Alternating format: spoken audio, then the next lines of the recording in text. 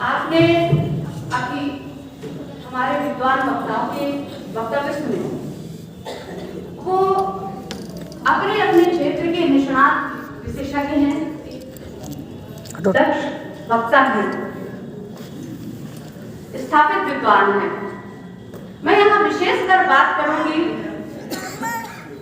Doctor Rinki की और विजय जी। वो बात इसलिए करूंगी कि आप किसी भी शासन अनुशासन से संबंध रखते हैं, जरूरी नहीं कि आपका विषय हिंदी साहित्य हो। आप जिस भी विषय में शोध के लिए प्रवृत्त हो या प्रस्तुत हो या शोध की तैयारी करें, जरा डॉक्टर रिंकी के वक्तव्य की ओर देख लें, जरा डॉक्टर विजय जी के वक्तव्य की ओर देख लें। इतनी ही शोध, इतनी ही खोज और ऐसे ही दृढ़ इच्छा शक्ति, इतना ही उत्साह, इतनी ही उमंग और इतनी ही ऊर्जा चाहिए, तब आप वो बातें कह सकेंगे जो अन्य लोगों ने नहीं कही, या अपने शोध में वो बातें ला सकेंगे जो अब तक खोजी नहीं गई। एक बात ये, दूसरी बात ये कि यदि हम बिना शोध खोज किए, बिना उद्यम परिश्रम किए, केवल प्राप्त सामग्री उसको अगर आधार बनाते हैं, तो फिर हम हमेशा यही लिखते रहेंगे कि मुंशी प्रेमचंद अत्यंत निर्धन लेखक थे। मैंने अपने बचपन में पढ़ा कि प्रेमचंद जी अत्यंत निर्धन लेखक थे, लेकिन उन पर निरंतर शोध खोज होती गई। डॉक्टर कमल किशोर गोयनका ये वो व्यक्तित्व थे जिन्होंने शोध खोज करके ये पता लगाया कि प्रेमचंद कतई निर्धन नहीं थे, उनका बैंक बैलेंस था। उन्होंने अपनी पुत्री के ब्याह में डाइन दाइज इत्यादि भी दिया था। तो एक शोध, एक खोज का रूप ये भी होता है। तब से लेकर आज तक महाराजा छत्रसाल के व्यक्तित्व और कृतित्व पर प्रकारांतर से वही चंद बातें बार बार पुनरावृत्त होती रही, जो 1958 में शोध करके भगवान दास गुप्त ने अपने शोध प्रबंध में लिखी थी और डॉक्टर हुए थे। या श्री वियोगी हरि ने जो छत्रसाल ग्रंथावली का संपादन किया था, उसमें उन्होंने जो तथ्य दिए थे, कल और आज दोनों ही दिन आए, लेकिन उसके पाठ का तरीका, उसके इंटरप्रिटेशन, उसका पाठांतर और उसके बाद उससे संबंध स्थापित करना, ये डॉक्टर रिंकी ने बहुत अच्छी तरह से यहाँ लाया।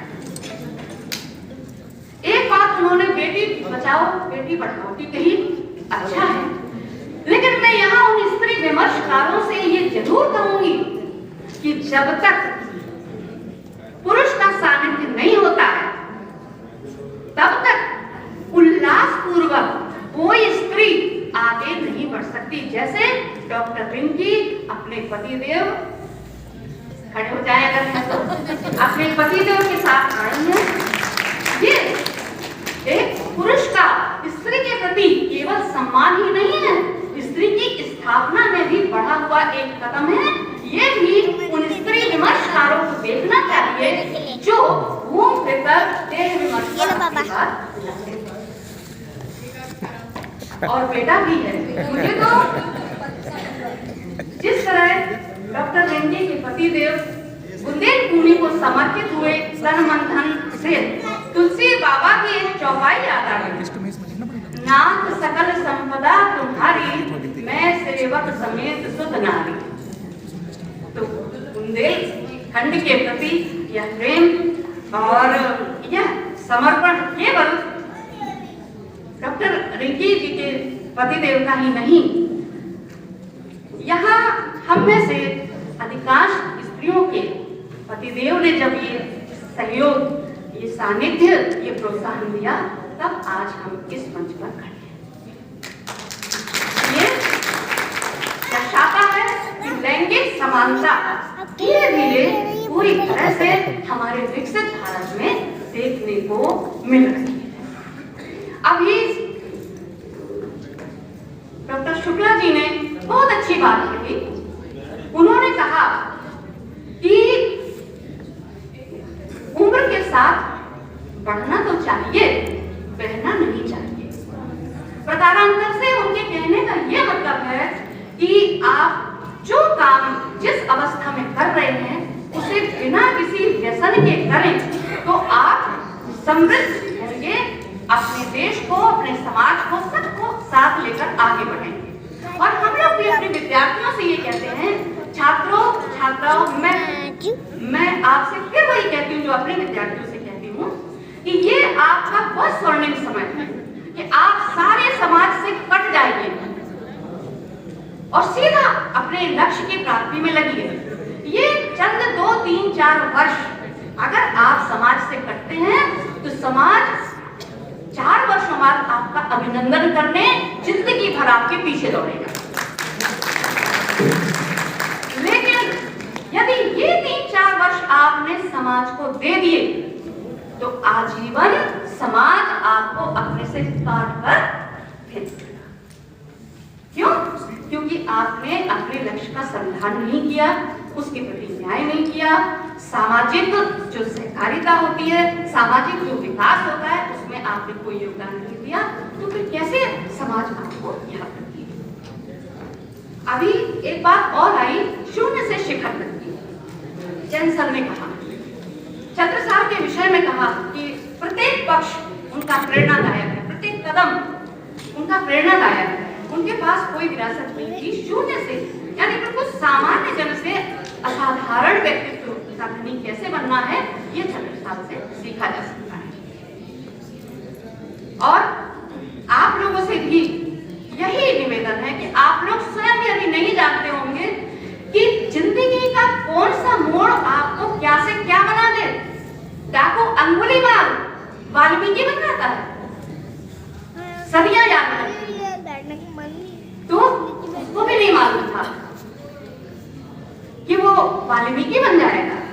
वो तो हत्या करके, लूटपाट करके, जिसकी हत्या की है उसकी उंगलियां काट के माला बना के फिर लेता था। एक बार ऐसा व्यक्तित्व उसको मिला जिसने कहा, अच्छा ये तुम किसके लिए करते हो? अंगुली बात बताओ, ये लूटपाट, ये धन किसके लिए करते हो? उसने बड़े गर्व से कहा, और किसके लिए? अपने परिवार के लिए। उन्होंने कहा, परिवार के लिए करते हो, बहुत अच्छी बात है। देखो तुम लूट रहे हो, हत्या करते हो, ये धन ले जाते हो, इस धन का उपयोग पूरा परिवार करता है। अब जरा परिवार से ये पूछो कि पाप की जो गठरी बन रही है और नरक की जो यात्रा करनी है, उसमें कौन कौन साथ चलेगा मेरे? उन्होंने कहा, कौन सी बड़ी बात है, पूछे रहते हैं। अंगुलीमाल ने जब परिवार में ये बात कही कि भाई धन तो आप लोगों का है, अब ये बताओ कि इसके बदले में मुझे जो नरक की यातनाएं मिल रही हैं, यात्रा करनी कितने लोग मेरे साथ चलेंगे? सब मैं क्यों? वापस अंगुलीमाल आए और बात कही उनसे कि कोई तैयार नहीं। तो उन्होंने कहा, तुम ही क्यों तैयार? बदल दो जीवन, और जीवन बदल गया। मैं कहना ये चाहती हूँ कि आप में से स्वयं आप लोग नहीं जानते कि कौन कितना बड़ा व्यक्तित्व बनेगा। इसलिए अच्छा यही है कि आपको जो समय मिला है, जो संसाधन मिले हैं, विश्वविद्यालय परिसर में इस तरह के जो आयोजन होते हैं, यदि खाली समय है तो आप अवश्य देव यहाँ आए। ये ज्ञान विज्ञान के ऐसे अनौपचारिक पीठ हैं जो आपको इतना कुछ सिखाएंगे कि आप 1000 पुस्तकें पढ़ के नहीं सीख सकते, जो आप एक शिक्षक के वक्तव्य से सीख जाएंगे। मुझे ये दायित्व दिया था अध्यक्षीय उद्बोधन का। बस मैं इतना ही कहना चाहती हूँ कि जैसे अभी हमारे जैन सर ने कहा कि उम्र का ध्यान न रखते हुए आप अपना काम करें। बड़े बड़े लोग, भीष्म जी ने कहा लक्ष्मीबाई बहुत कम समय में चली गई अपना काम करके, विवेकानंद जी 45 वर्ष की अवस्था में। और आप ये देखिए, भारतीय तो बाबू हरिश्चंद्र, हिंदी भाषा तो पूरे भारत की भाषा है, लेकिन उसको आगे कौन ले गया? उसके लिए समर्पित कौन पूरी तरह से रहा, उसकी राह फिर आगे हिंदी साहित्य कैसे बढ़ता गया। वो भारतीय बाबू हरिश्चंद्र जैसे हिंदी का ही काम करने आए थे, मात्र 35 वर्ष की अवस्था में वे दिवंगत हो गए। जब लोग काम करना शुरू करते हैं, काम समाप्त करके इस दुनिया से परलोक सिधारते हैं। तो कभी समय का मोहताज नहीं। आपके पास जितना समय है उसमें आप काम करिए। ये आपका समय प्रबंधन आपको देखिए कहां से कहां ले जाए।